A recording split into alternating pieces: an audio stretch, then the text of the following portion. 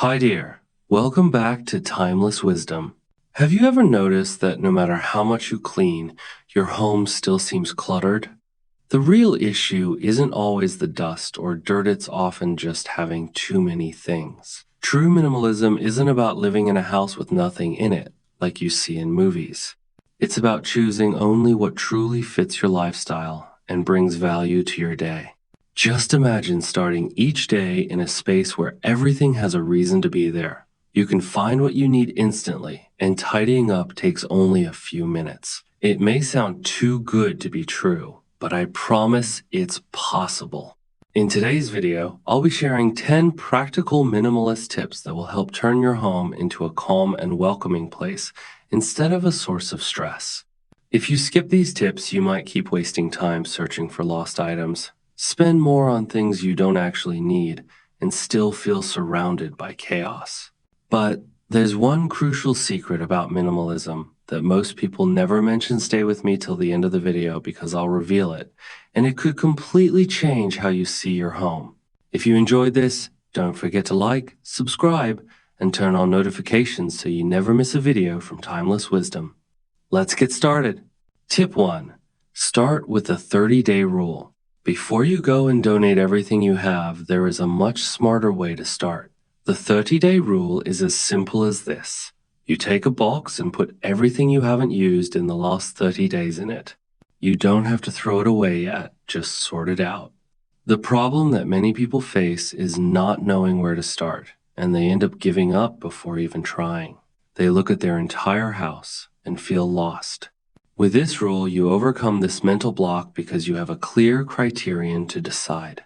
Let me give you a practical example. In your kitchen, look at which utensils you have actually used in the last month. That fryer you bought last year and used twice? Go in the box. That set of special dishes that only comes out on occasions that never happen?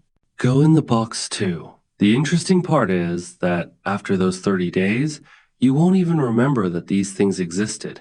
It's amazing how quickly our minds adapt when we stop seeing objects every day. The benefits are immediate.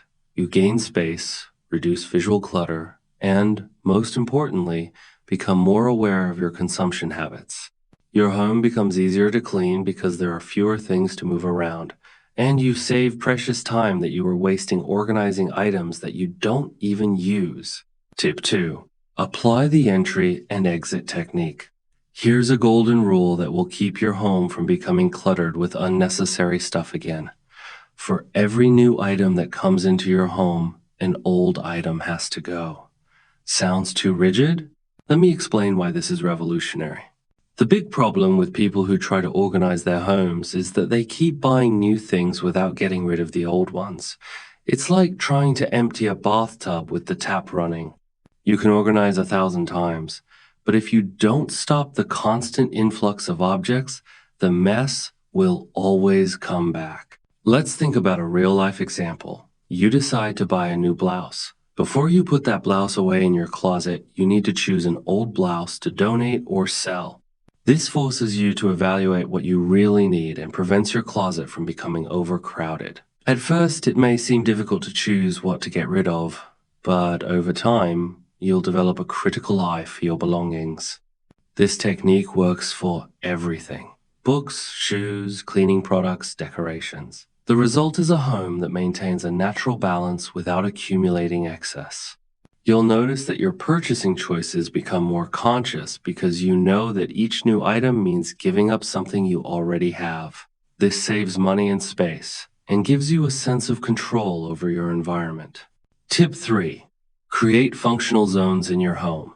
Now, I'm going to show you how to organize your home in a way that really makes sense in your day-to-day life. The secret is to create functional zones where each area of the house has a specific and clear function. The problem with many homes is that things are scattered around without logic, creating a constant feeling of disorganization. When you establish functional zones, each object finds its natural place, and keeping things organized becomes automatic. I'll give you a practical example.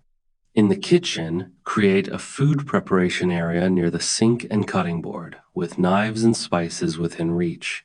Have a cooking area near the stove with pots and pans and kitchen utensils, and establish a cleaning area near the sink with detergent and cloths. That way, you won't waste time looking for things because everything is where it makes sense to be.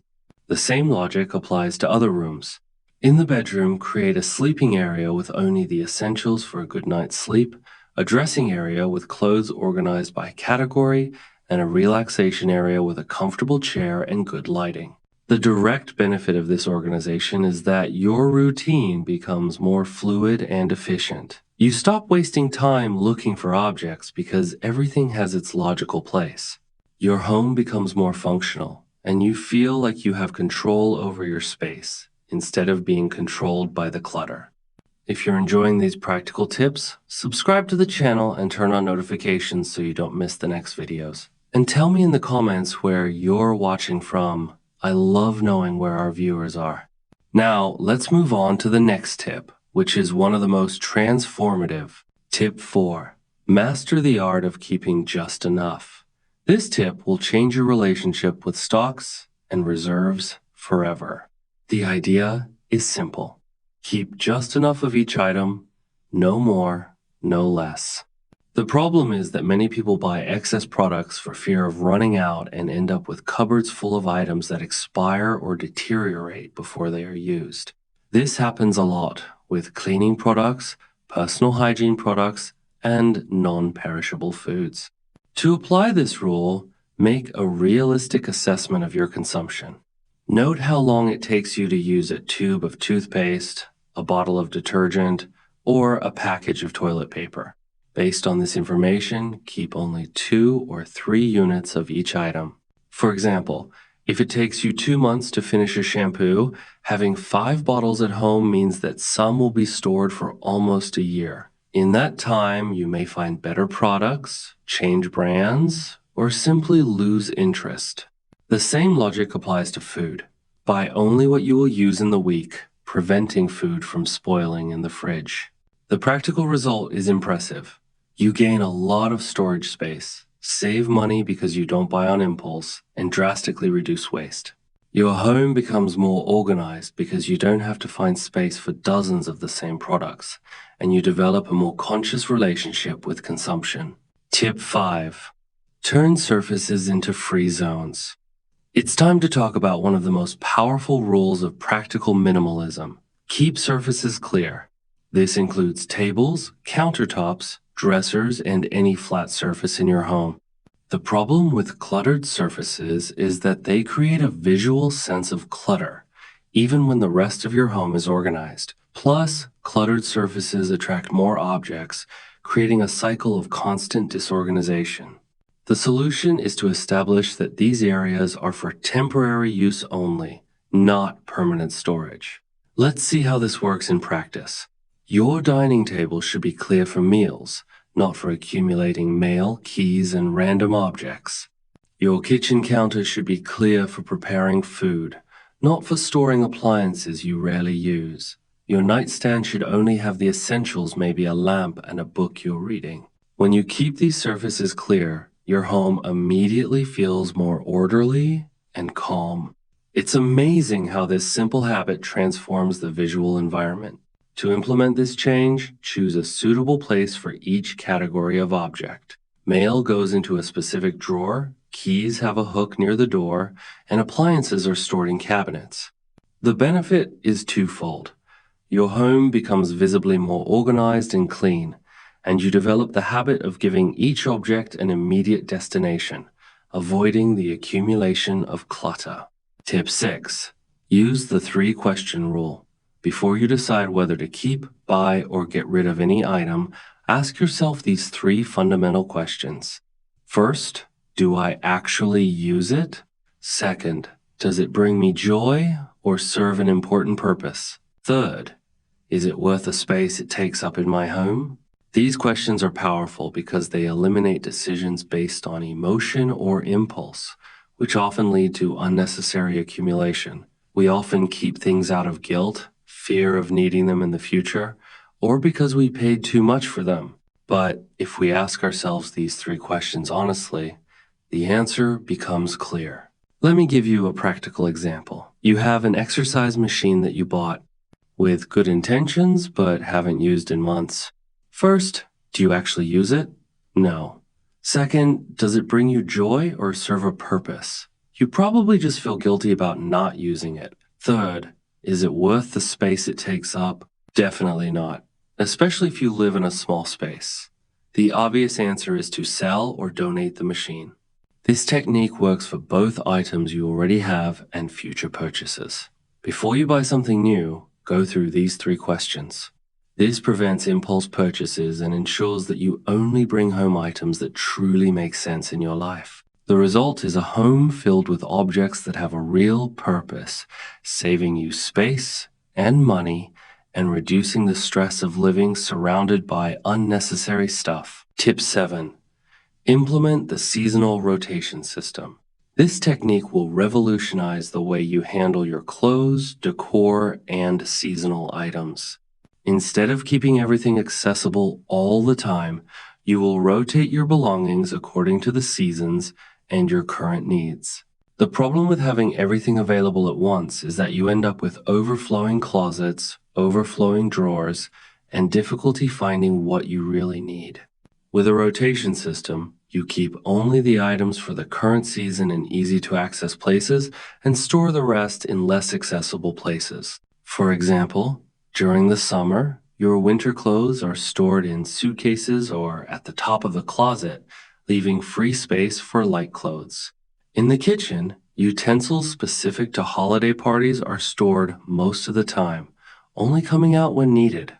The same goes for decorative objects can be rotated each season, keeping the house always looking fresh without having to buy new things. To implement this system, separate your belongings by category and frequency of use. Keep only 20% of your items within easy reach and store the rest in an organized but less accessible way. Rotate your items as needed with each change of season. The benefits are remarkable. Your spaces become freer and more organized. You rediscover items you had forgotten about, and your home gains a sense of constant renewal. In addition, this system helps you realize which items you really don't use, making it easier to decide when to discard them in the future. Tip 8. Create daily maintenance rituals. The secret to maintaining a minimalist home isn't in big cleaning sessions, but in small daily habits that prevent clutter from accumulating. These rituals only take a few minutes, but they make all the difference in maintaining organization. The problem is that many people wait for the clutter to accumulate and then spend hours organizing everything at once. This creates a stressful cycle of constant disorganization and reorganization. The solution is to incorporate small actions into your daily routine that automatically keep everything in order. Establish simple rituals. Before going to bed, spend 5 minutes putting everything in its place. When you wake up, make your bed and quickly organize your bedroom. After each meal, wash the dishes immediately and wipe down the counter. When you get home, hang up your clothes and put your keys and purse in their designated places. These habits may seem small, but the cumulative impact is transformative. For example, if you spend 5 minutes every night organizing your living room, you'll never have to spend hours cleaning up a huge mess on the weekend. The ritual works because it makes organization an automatic habit, not a chore. Over time, these movements become second nature, and you won't even realize that you're keeping your home organized. The direct benefit is a home that always looks presentable, less stress in your day-to-day life, and more free time on the weekends for enjoyable activities instead of intensive cleaning. Before I move on to the next tip, I want to tell you about something special I prepared for those who want to go beyond this video. It's a complete guide with organization secrets that completely transformed my home and can transform yours too. The link is in the pinned comment, and for a limited time, I'm offering a special discount for channel subscribers. Now, let's continue with the next tips, which are some of my favorites. Tip 9. Practice conscious detachment. It's time to talk about the hardest part of minimalism: getting rid of objects with sentimental or financial value. Conscious detachment doesn't mean throwing everything away without any criteria, but rather making smart choices about what really deserves space in your life. Many people get stuck with objects out of fear of regret later, or out of guilt about the money spent. This results in houses full of items that are not used but also not discarded. The technique of conscious detachment involves recognizing that objects are tools to improve our lives, not treasures that we should accumulate indefinitely. To practice this, start by identifying objects that you keep only out of emotional or financial obligation. That expensive dress that never looks good on you, the books you never reread, the gifts that don't match your style. For each item, ask yourself, is this object contributing positively to my current life? If the answer is no, it's time to find a new place for it. Donate it to someone who will actually use it, sell it to recoup part of the investment, or recycle it responsibly. The important thing is to understand that keeping something that doesn't serve you does not honor either the object or the money you spent. The result of this process is liberating. You only keep objects that really make sense in your current life. Your home becomes more functional, and you develop a healthier relationship with your belongings. Tip 10. Set clear physical boundaries. The last tip is about creating physical boundaries that prevent uncontrolled accumulation of stuff. This means establishing that each category of item has a specific and limited space in your home. When that space is full, you need to make choices before adding anything new. The problem with not having physical boundaries is that we tend to expand our possessions until they take up all the available space, regardless of the actual need. For example, if you have an entire closet available, you will fill it with clothes, even if you only wear half of them regularly. The solution is to consciously define how much space each category of item can take up for clothes. Maybe only half of the closet. For books, only 2 shelves. For cleaning products, only 1 shelf in the kitchen cabinet. When these limits are reached, you need to apply the rule of in and out. To add something new, you need to remove something old. This forces you to keep only the best items in each category. For example, if your bookshelf is full and you want to buy a new book, you first need to choose an old book to donate or sell. This way, your library keeps its size under control and only contains books that are truly worth keeping. This technique works for any category: shoes, beauty products, kitchen utensils, office supplies. The benefit is twofold. You keep your home naturally organized, and you develop more rigorous criteria for your choices, resulting in higher quality possessions. Final thoughts. You've now learned 10 practical secrets of minimalism that really make a difference in daily life. Remember, minimalism isn't about creating an empty or cold space. It's about being mindful and intentional with what you keep around you. The real beauty of minimalism is that it's not a finish line you cross. It's an ongoing journey of making conscious choices that fit your current needs and lifestyle. As promised, here's a truth that many people overlook. Minimalism is a living process. Your home and your routines will change as your life evolves, and that's perfectly okay. What matters is that you continue to choose what supports your happiness and well-being, letting go of what weighs you down. If you're just starting out, try putting one of these tips into practice this week. Notice the difference it makes, and as you feel ready, slowly add the others. With every step, your home will feel lighter, more welcoming, and easier to manage. A minimalist home isn't about perfection. It's about comfort, calm, and living on your own terms. If you found this video helpful, don't forget to like, subscribe, and turn on notifications so you never miss more simple tips from Timeless Wisdom. Now, I'd love to hear from you. Which of these 10 minimalist secrets will you try first? Drop your answers in the comments below, and if you have any questions about putting these tips into practice, let me know. I'm always here to help.